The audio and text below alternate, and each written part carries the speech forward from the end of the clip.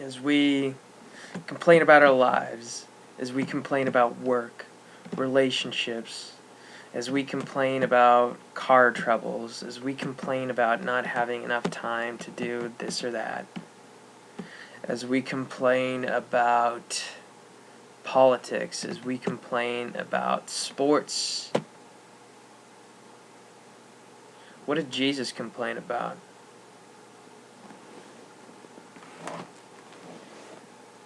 He was oppressed and he was afflicted, yet he opened not his mouth. He was led as a lamb to slaughter, and as sheep before its shearers silent, so he opened not his mouth. He was taken from prison and from judgment, and who will declare his generation? For he was cut off from the land of the living. For the transgressions of my people he was stricken. And they made his grave with the wicked, but with the rich at his death, because he had done no violence, nor was any deceit in his mouth. Yet it pleased the Lord to bruise him. He has put him to grief. When you make his soul an offering for sin, he shall see his seed. He shall prolong his days, and the pleasure of the Lord shall prosper in his hand. He shall see the labor of his soul, and be satisfied. For by his knowledge my righteous servant shall justify many, for he shall bear their iniquities. Jesus didn't complain. He didn't complain. He didn't complain.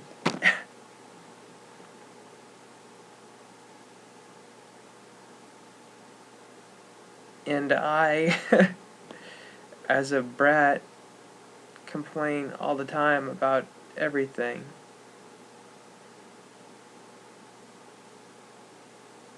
Because I'm selfish. We as a country are terrible. We're selfish. Fort Hood, a major, killed and injured a lot of people. And we as a country look at it, and that's terrible and sad, and we're flying the flags at half-mast, and there's some soldiers that are heroes, and their training made the disaster less big than it could have been. And that's it, right? It's in the news, we read about it. We might have felt a little something in our heart and gone, that man was so terrible. No, all of us are terrible. Have you taken any time to pray for the victims' families? Have you given any thought to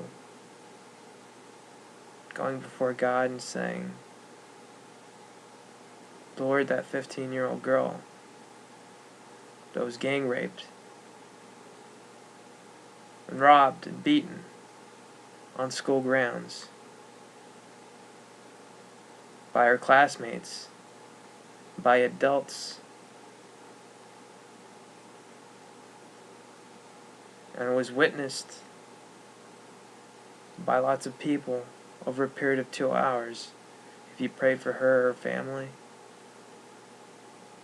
Have you prayed for the criminals who committed those crimes? That God would work in their hearts and show them the error of their ways?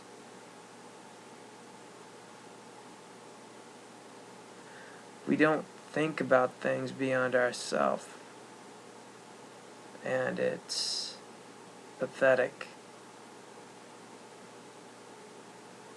But I'm finding that every day, if I'm just quiet, if I just watch other people,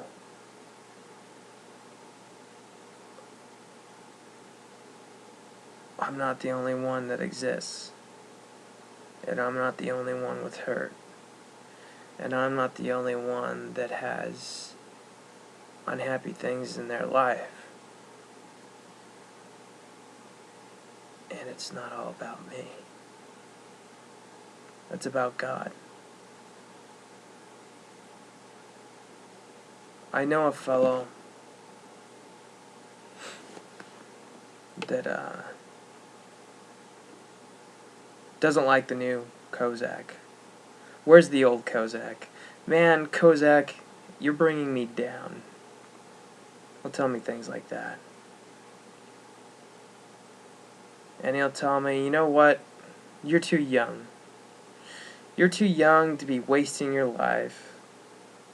You know what you need to do? Monday through Saturday, be Kozak, and then Sunday, all for him. I know this fellow, and he's sad that I'm not the same foul-mouthed, impulsive, compulsive,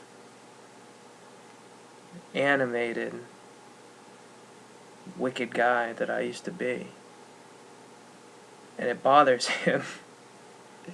He is literally bothered. I literally bring him down because I'm not that same man anymore. And that's sad.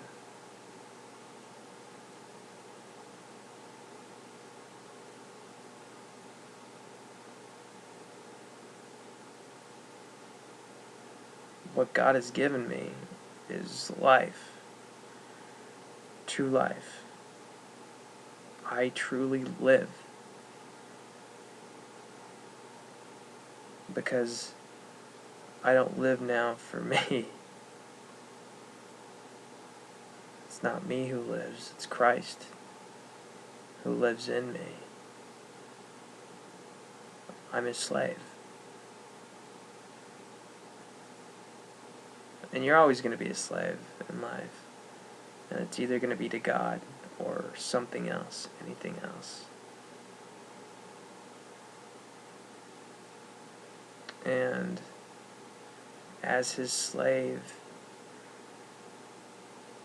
you start to see things the way God sees things.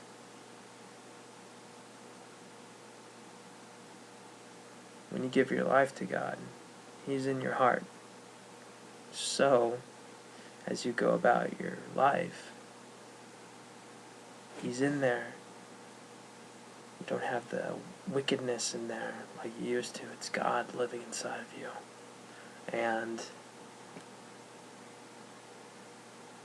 you do feel angry. And you'll feel disgust.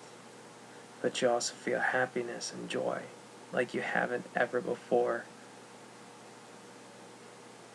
And you'll see the bad things in the world, and you'll feel God tugging at your heart, telling you, hey,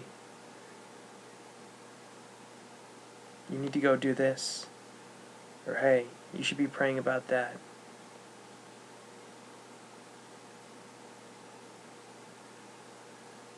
If we could just be more like Jesus,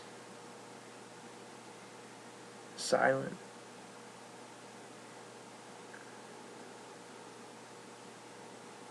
we'd be able to see so much more.